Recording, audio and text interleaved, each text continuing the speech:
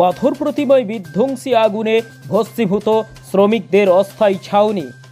দক্ষিণ 24 পরগনা জেলার পাথর প্রতিমা ব্লকের কুমারপুর এলাকায় জলের ট্যাঙ্ক তৈরি করা এবং জলের পাইপ বসানোর জন্য মুর্শিদাবাদ থেকে 35 জন শ্রমিক এলাকায় প্রায় 2 মাস যাবৎ বসবাস করছে।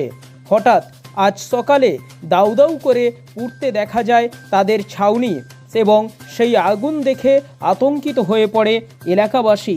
এলাকার মানুষজন এবং শ্রমিকরা আগুন নেভানোর কাজে হাত লাগালেও শেষ রক্ষা হয়নি। ঘরের মধ্যে থাকা সমস্ত আসবাবপত্র, টাকা পয়সা, জামা কাপড় সহ কাজের যন্ত্রপাতি সম্পূর্ণ পুড়ে ছাই হয়ে যায়। এলাকার মানুষদের ধারণা শর্ট সার্কিটে এই আগুন লেগেছে। তবে কী কারণে এই অগ্নিকাণ্ড তার সম্পূর্ণ তদন্ত করছে প্রশাসন।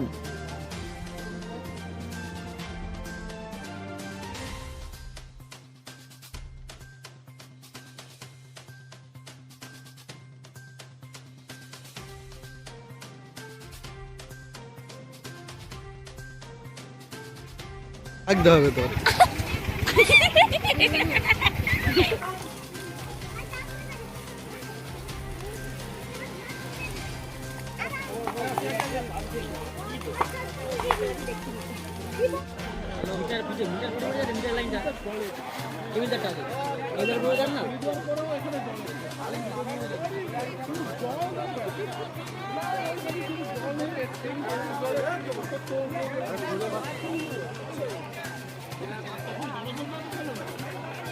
ঘরে থাকবে তাড়াতাড়ি এমনি ইয়ে দিয়ে দিয়া